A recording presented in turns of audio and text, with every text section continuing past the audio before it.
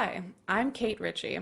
I'm an assistant professor of philosophy at the City College of New York. Today I'm going to talk about meaning in language. In particular, we'll focus on ways to explain how some sounds and marks on a page or computer screen have meaning. For example, what makes the sounds snow is white and mercury meaningful, while this sound fails to have meaning. The question we're focusing on is what gives a word or utterance meaning?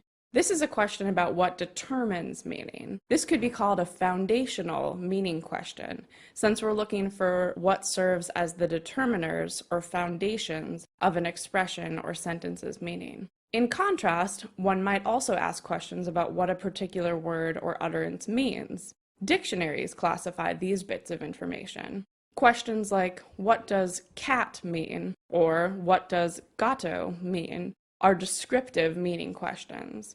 When we ask descriptive meaning questions, we're not asking what gives the word cat meaning, but what meaning it actually has. Here, we are going to focus on foundational meaning questions. We'll look at two ways to answer foundational meaning questions. Questions about what gives a word or utterance meaning. There have been two general sorts of answers to this question: internalist answers and externalist answers. Internalists argue that mental or psychological states determine meaning. These theories are called internalist as the psychological states are inside individual persons, maybe inside individual persons' heads. These psychological states are the things internalists say fix meaning. Externalists, on the other hand, argue that something outside of the individual is required to determine meaning. They usually appeal to natural features of the world or the expertise of others in society. Let's look at the internalist view. The internalist view was argued for by the philosopher Paul Grice. Grice argued that speaker intentions determine meaning. What are intentions? Intentions are purposes or goals we have in acting. For example, you might turn on your TV with the intention of watching a basketball game. I might walk out of my house with the intention of taking the bus to work. Grice argued that intentions of a specific sort can account for certain sounds and marks on a page or computer screen being meaningful. He developed a theory on which a sentence has a particular meaning given a speaker's or writer's intentions. Let's look at an example. I'm going to say a sentence now. Here goes. Grice lived in Oxford. You probably already know what this means. Let's call its meaning whatever it is, P. Remember, here we're concerned with foundational meaning questions rather than descriptive meaning questions, so we can sidestep questions about what the sentence means and instead focus on how it is that it has meaning. According to Grice, my utterance of that sentence means P just in case I, the speaker or writer, uttered that sentence intending three things. First, that my audience, that's you, come to believe P. Second, that my audience recognizes that I want you to come to believe that P, that I had that intention.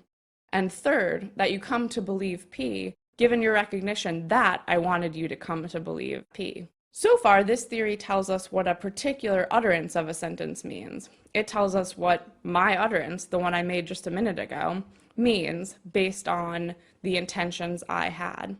Usually, utterances of sentences mean the same thing. If you, later today, say to a friend, Grice lived in Oxford, it means P. It means the same thing that my utterance, Grice lived in Oxford, meant just a moment ago. So we might want an account that tells us what that sentence itself, eternally, or given every utterance, means. Grice argued that a sentence's meaning depends on the way speakers and writers use it. If speakers tend to use Grice lived in Oxford to mean that a particular person resided in some town in England, then that is what it means. So in this way, certain sounds and marks are meaningful due to intentions. Intentions are goals that are represented psychologically in individuals, so this is an internalist theory. Next, let's look at how an externalist would answer the question, what makes our words or utterances meaningful? Externalists hold that meaning is determined by what is external to a language user. The philosopher Hilary Putnam famously argued that meanings just ain't in the head. He argues that meanings are external in an important way. He starts his argument by explaining two conditions many philosophers have accepted. First, knowing the meaning of a term is just being in a psychological state. Internalists take meaning to require speaker intentions, which are psychological, so internalists would accept this condition. The second condition is that the meaning of an expression determines what things the expression applies to. For example, the meaning of this expression, creature with a kidney, determines a certain group of things that have kidneys. You're one of those things, I'm one of those things, my dog is one of those things, and lots of other creatures, every other creature with a kidney. Any expression with the same meaning as creature with a kidney will apply to all those same things. So for example, renate means creature with a kidney, so renate and creature with a kidney apply to exactly the same things. You, me, my dog, and so on. Putnam accepts this second condition, but argues that the first must be rejected. Meanings, he concludes, are not psychological states. Meanings just ain't in the head. He argues for the conclusion by appealing to thought experiments.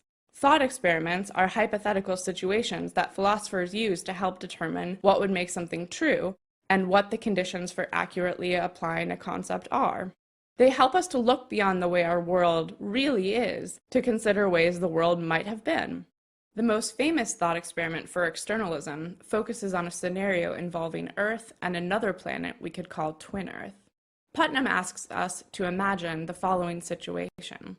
Imagine a person named Oscar living on Earth in 1750.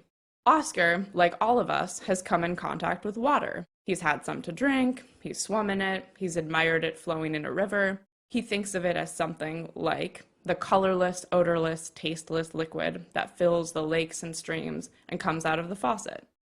Oscar thinks and sometimes says things like, water is wet, and I would love a cold glass of water. Oscar doesn't think things like water is H2O, since the chemical structure of water has not yet been discovered. Now, imagine another planet called Twin Earth. On Twin Earth, there are duplicates of everything on Earth. There's a duplicate Rome, a duplicate Nile River, there's a duplicate Oscar, we can call him Twin Oscar.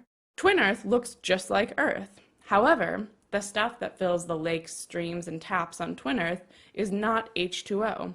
Instead, it has a distinct chemical structure. Call it XYZ. On Twin Earth, Twin Oscar has come in contact with XYZ. Twin Oscar would say things that sound like this. Water is wet, and I would love a cold glass of water. Oscar and Twin Oscar are, according to Putnam, psychological duplicates. Both think of wet liquid substances that fill lakes and streams. They say things that sound identical. They would report their feelings in ways that sound identical. Yet, Putnam argues they're different. Oscar says things about water, the H2O stuff, while Twin Oscar has thoughts and says things about twin water, the XYZ stuff. Oscar asks for a glass of H2O, while Twin Oscar asks for a glass of XYZ. Since they are psychologically identical, but mean different things when they make the same sound, water, meaning cannot be wholly internal. Meanings, Putnam argues, just ain't in the head. Let's look at one more example that's meant to be an argument for externalism. This example is also developed by Putnam. Suppose that I cannot tell the difference between beech trees and elm trees. I think of both as deciduous trees that grow in North America, and I just don't have any more information about them. Given this, it seems that I am in the same psychological state when thinking beeches are lovely and elms are lovely. So, if meaning determines what things an expression applies to, and all meaning is one's psychological state, then for me, elm and beech pick out the same thing. I'm in the same psychological state when I think about elms and beeches. But that doesn't seem right. I speak English, and I use elm and beech in the same way as a more informed individual does. It seems when I say elm, I mean elm, and I pick out elms, just like an arborist would. And when I say beech, I mean beech, and I pick out beech trees.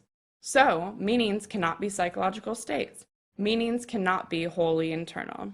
If you're convinced by these examples, we can ask what external things are relevant to meaning. Both examples give evidence that one's natural physical environment affects meaning.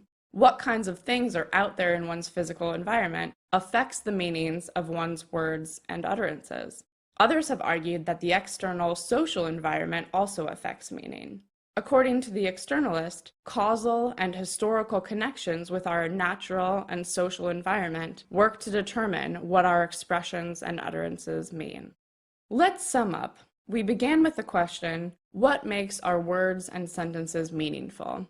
We saw that internalists argue that complex speaker intentions that are part of an individual's psychological state determine meaning. In contrast, externalists argue that some external factors, like one's natural environment, work to determine what our words and sentences mean. These are two ways to answer foundational meaning questions.